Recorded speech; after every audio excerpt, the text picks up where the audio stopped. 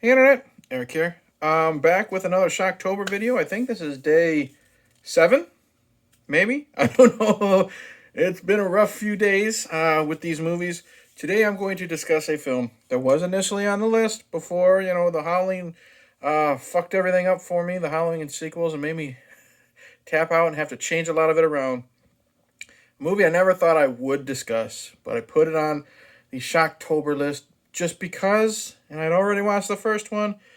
Let's go, jump right into it. Today I'm discussing Winnie the Pooh, Blood and Honey 2. As much shit as I say, at least about the first one, that poster does look pretty fucking cool. So, it came out in 2024. If you're new to my channel, welcome. I discuss plot, spoilers, specific scenes, what have you. Basic plot of this one is it takes place a year after the first film. Christopher Robin is going to therapy because he has been blamed for what is now called the 100 Acre Wood Massacre. Pooh and Piglet went back to the 100 Acre Woods defeated. They met up with other members that are now public access or whatever you would call it. The 100 Acre Wood was burned down by some people that actually did believe Christopher Robin, but no one believed overall Christopher Robin. He can't keep a job. There has been a movie made over about the incident, I guess you would say, making it seem like he's the killer. Well, Pooh and Piglet and everybody is back with, including Tigger and Owl, and they're getting revenge and wreaking havoc. I've discussed the first film. Did not like it. There were some good parts, but overall found it real boring. Kind of like Zombie, my last video. I don't know if it's because I've been watching nothing but the Howling movies, Wild Eye, and Zombie. I did not expect to really enjoy Winnie the Pooh, Blood and Honey 2. Hear me out. Kind of like what I said maybe in the Terrifier 3 video. The people behind the movie heard the complaints and tried to fix this. We have better acting. I'm going to get to that. Better designs of the characters, much more gore, more things happening. Okay, let's get to the acting. First off, Christopher Robin, whoever this guy is playing Christopher Robin, I really, really liked. I bought his emotion. I bought his PTSD. I bought his love for his sister and his parents, his love for his girlfriend, his fear when he had to be scared, when he had to become a man, air quotes, to fight Pooh. This guy was really good. Other characters worth talking about. His love interest, she's fine for what she does. I really like the actress who played his younger sister. I really liked the actor and actress who played his parents. This is also part of a MCU type universe. I think it's called the Twisted Childhood universe. I don't know. Look that up. His therapist, I found out, she was really good too. Really good scenes where she's hypnotizing him, and when he comes out of the hypnosis, the audio is slowed down a little bit. It's a little bit blurry, so we're kind of getting that blurred, coming back into reality effect. But I guess his therapist, her last name is Darling. She is the mother of Wendy and Michael and, is it Peter? The 3 Darling children from Peter Pan, which will be coming into this twisted MCU kids universe. There is a reference to Bambi. He's looking through all the crimes that happened because he's also dealing with trauma at a birthday party where his twin brother and a bunch of kids were kidnapped. Well, he's looking through the history, trying to solve it because this hypnosis is somewhat bringing back the memories. It's unlocking the trauma and the memories. You see a newspaper clipping of something to do with mutated deer in the woods due to toxic waste, and I think the woods was called Danby Woods, something like that. So because we have a Bambi movie coming out soon. Speaking of, there's a great scene where he finds the person who kidnapped his younger brother. That actor was really good. You believed why he did it. He did it because he needed the money. You believed him when he was basically pouring his heart out to Christopher Robin with his regret for doing what he did. how creeped out he was and how he wanted to try to stop the situation, why he was kidnapping him for this guy, and his regret. And when he blew himself away, I'm just like, damn, I wish we would have had a scene of redemption. Help Christopher Robin. That guy was really good.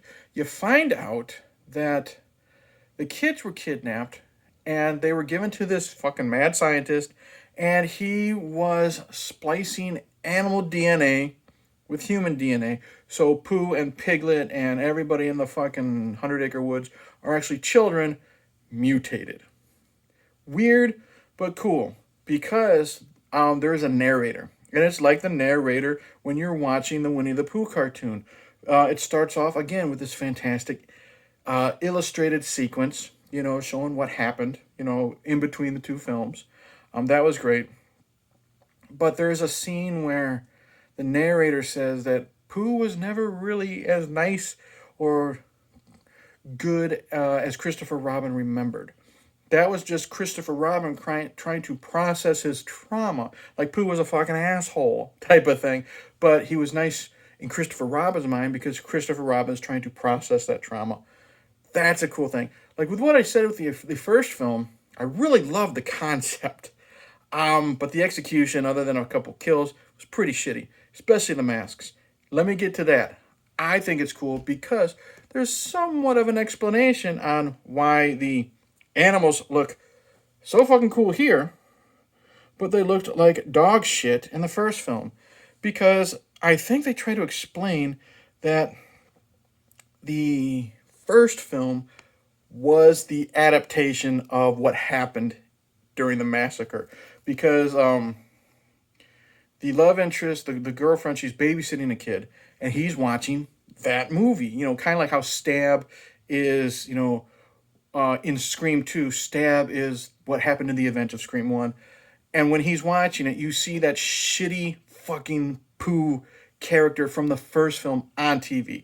So I think we're supposed to make it look like the first film of the Blood and Honey series was that shitty Stab-like movie. The animals look cool as hell. Now, I will say this. First off, I don't recognize Piglet.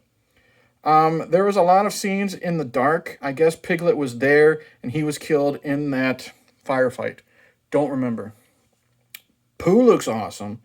Tigger looks badass.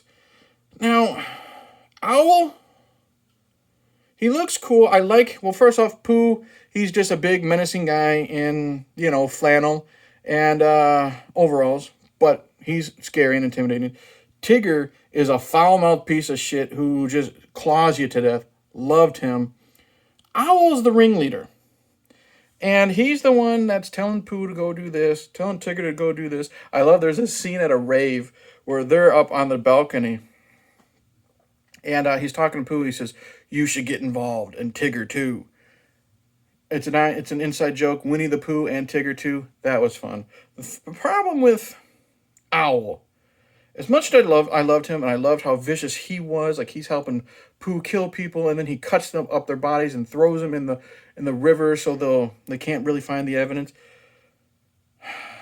I love how he looks when he's flying through the air. It reminded me of that scene in Underworld 2 when that big fucking vampire demon fucking creature thing was flying around and hitting them with the vehicle, as Selena and them were getting away. The problem with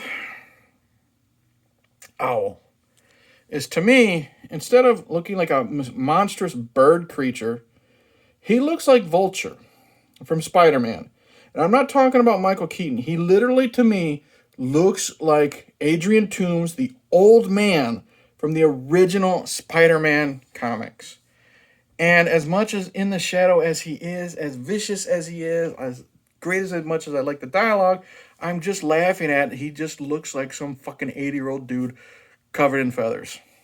So there is a little bit of a downside. The kills are great. We have, now, some of them are kind of ongoing, but it's not like fucking Terrifier 3. There's a scene where they're killing girls that are in a camper. One girl is down and she gets all of her arms snapped at the joints. And then she gets her face put in a bear trap. That looks good. And it went quick. It was like maybe a 30-second long scene instead of fucking Terrifier 3 where it's like 3 minutes. Very good. Lots of slashes with Tigger.